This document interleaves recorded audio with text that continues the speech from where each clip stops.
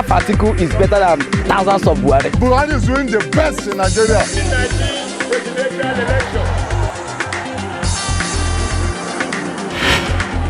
You're watching Root TV Nigeria, and this is Dance of Democracy. The 2019 elections may be over, but not in its entirety, as elections in 6 states have been declared inconclusive by the electoral umpire, INEC. Now, the big question is, why has Nigeria's election continued to be in this state? To look at this with me is Jide Ojo. He's an analyst, an observer with the Nigerian Women Trust Fund, and he runs a consultancy firm, OJA Consult. Thank you so much for being here. Thanks for having me. Good day, Nigerians. Well, elections have been declared inconclusive in 6 states. Why is that? Why not so? There is what is called the margin of lead in the regulations and guidelines for 2019 elections. This is not new, but I mean, I'm just quoting the latest guidelines, okay, where it talks about the margin of lead. If the margin of lead between the candidates who has the highest number of yes votes and the first runner-up is such that where there are cancellations arising from either overvoting, violence, disruptions, non-adherence to use of smart card reader and the like, where results of those units were cancelled or election could not take place, and the margin of lead between the person with the highest number of valid votes and the first runner is such that where there are those cancellations, the number of registered voters there could tilt the victory one way or the other. In which case, if we want to take an hypothetical example, somebody is leading by 19,000 votes, and then leading the first runner with 19,000 votes. And there are cancellations amounting to about 20,000. All elections could not hold in places altogether having about 20,000 registered voters. The belief is that if elections were to be held in those areas where there were cancellations or where election could not hold or where, for whatever reason, election results were recorded 0-4, then the argument could be put forward by the first runner-up that if those elections were held, it could have been emerged victor. So in order, for the purpose of fairness, justice, and equity, the Commission reserved the right to go and conduct supplementary elections. But inconclusive elections, don't you think affect the credibility of the entire polls itself? It shouldn't. It should actually enhance the credibility. Oh, really? How do I mean? Look at it. Section 53 of the Electoral Act says where there is overvoting, that the Commission reserved the right not to make a call, not to determine the winner until when elections have been rerun in those units where there is overvoting, or where there is violence, or where there is non-adherence to use of smart card reader. That's where what you find in Section 53 of the Electoral Act. But in the substantive regulations and guidelines, it went about 10 different reasons that could be responsible for cancellations were highlighted. And it says that instead of rewarding bad behavior, this is the point of emphasis, Imo, what our politicians do is, in order to win elections, they resort to Machiavellian principle of the end justifies the means. So, you and I are contesting. I sponsor violence in your stronghold. Every politician has stronghold.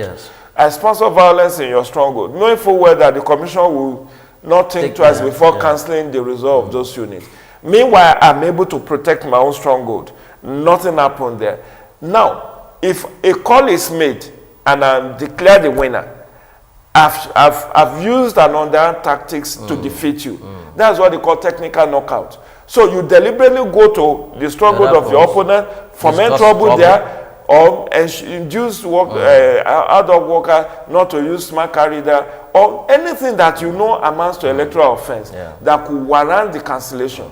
You go do it there, believing that by the time, since you are most likely going to protect your own zone, your own forte, then once the result is announced you will emerge victor. But now, what the commission yeah. would do, yes. in order not to reward that bad behavior, is to cancel the votes and ask for a supplementary But what election. Nigerians are worried about is the fact that some of those states where elections were declared inconclusive happens to be the main opponent state, that's the PDP.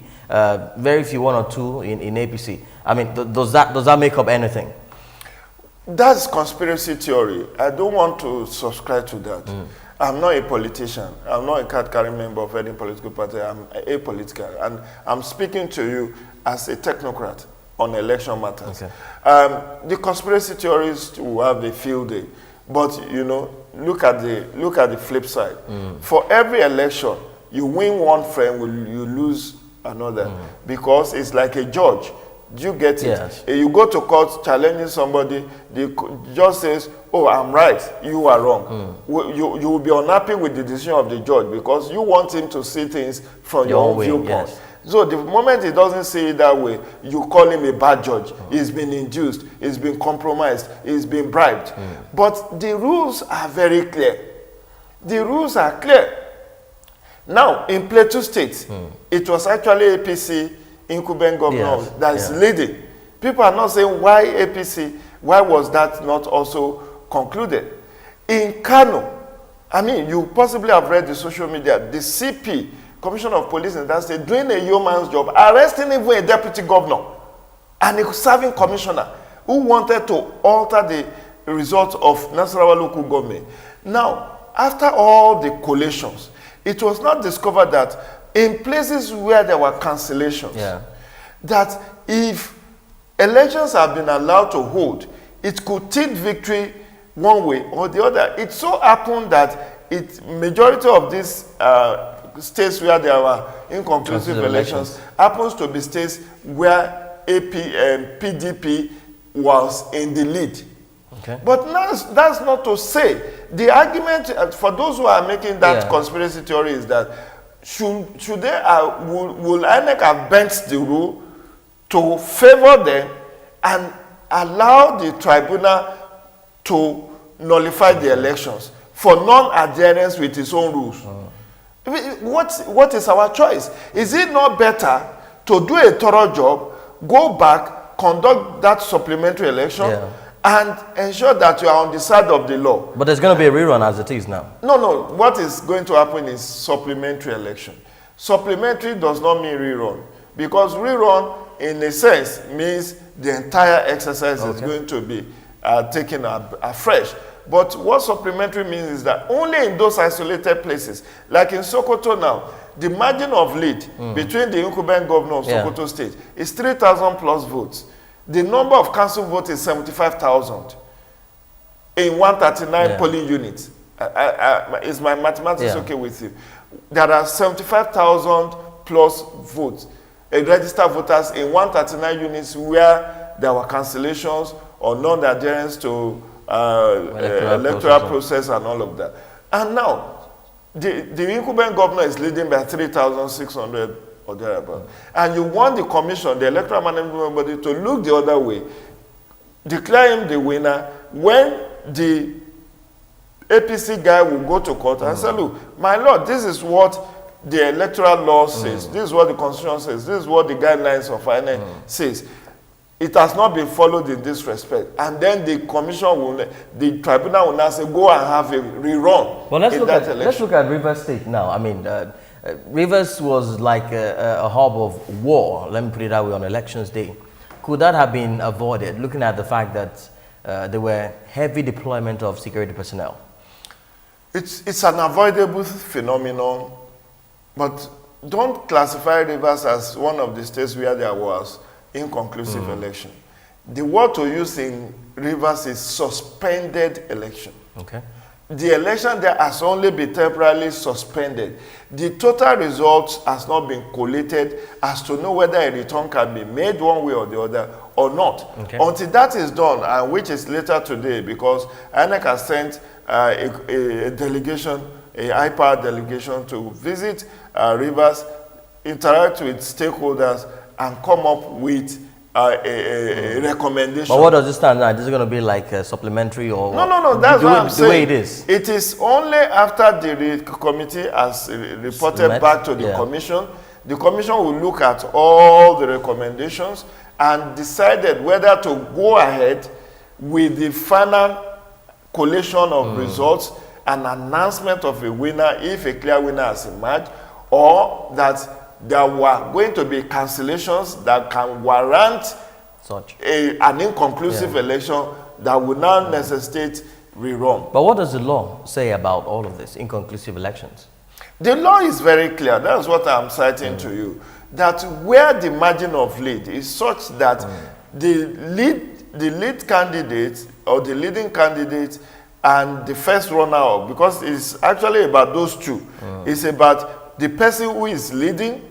Is the lead such wide that even if there were to be supplementary election, it will not affect the outcome of the election, or that it's so narrow that it can affect the call, final call on that election. That is what the law says. And it's not the first time we are applying this. In 2015, elections, the governorship elections were declared inconclusive in 4 states. Am I communicating? Yes. In 4 states, Taraba, Imo, I think Bauchi, and 1 other state.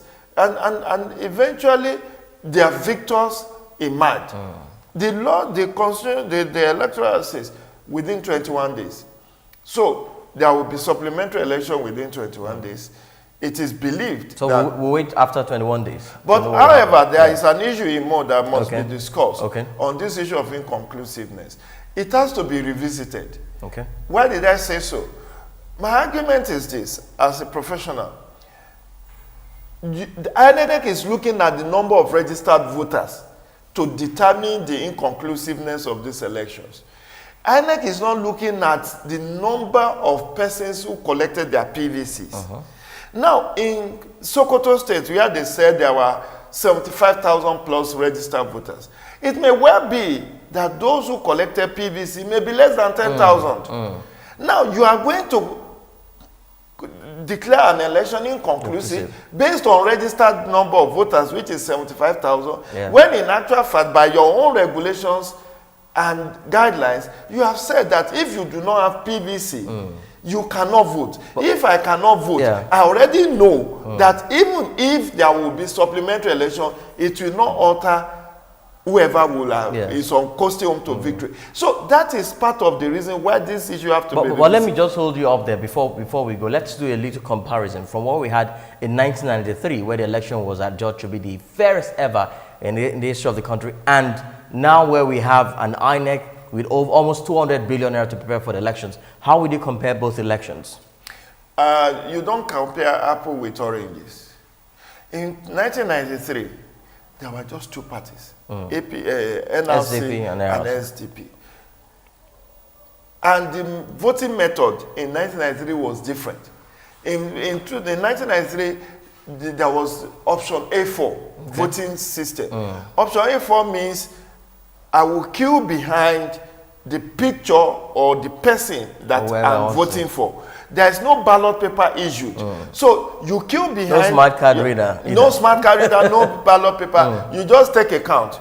How many people are queuing behind Imo? How many are queuing behind Jide? You take a count. And that system is not of international best practice.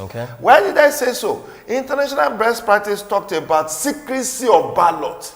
Secrecy of ballot. And audit trail. You must have audit trail. 1993 election does not have audit trail. Now, I'm taking a count of people on queue. I can say 1, 2, 5, 7, 8, 9, 15. You know, it's what I read out. So at the end of the day, 50 you may even be tired in the process of counting. Of course. So 50 people are on queue and I'm recording 50. You understand? Because that is what I've counted. So you can't bring back those people to come and line up and say, did you vote in polling unit so? Or let's assume, as it is now, with the violence that is erupting in many parts of Nigeria, you now go queue up and some thugs come shooting. You understand? And kill and maim people because it's not in tune, in sync with democratic ethos. That's the 1993 model. Even though people will say it enhanced integrity, transparency, but it also broke many homes because of lack of secrecy. A wife queues behind the opponent of her husband, and then you come home and say, oh, my darling, and say, keep your mouth shut. Did you not vote for my opponent? Or your landlord is contesting election, or his son or his wife or his daughter is contesting election. You won't go vote against him. He sends you out, gives you quit notice on his property. That is because there is no secrecy of ballot. We must go but now. in 2019, there's secrecy of ballot, there's smart card reader, and a whole lot. Now, if you listen to President Muhammadu Buhari, he said he possibly will not have won in 2015. But for what? Two things. The smart card reader and the PVCs. That in the 3 previous times he has contested in elections, results were just simply routine.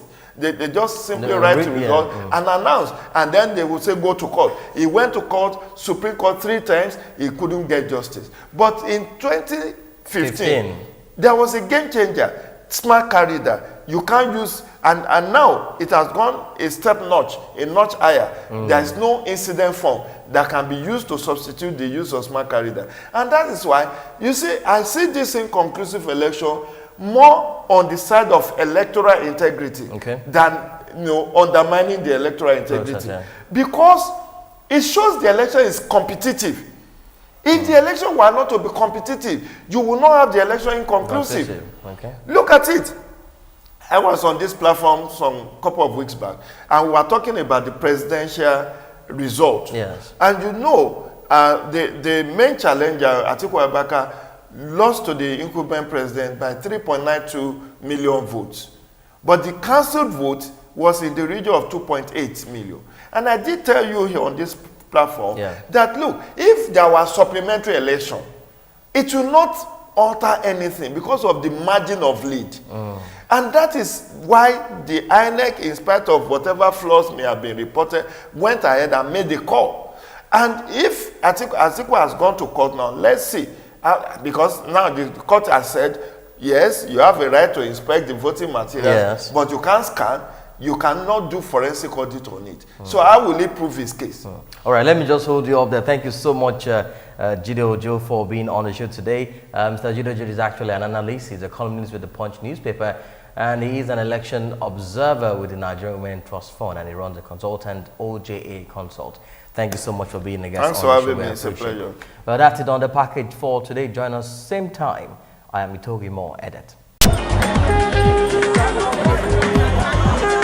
Half article is better than thousands of Buhari. Buhari is doing the best in Nigeria.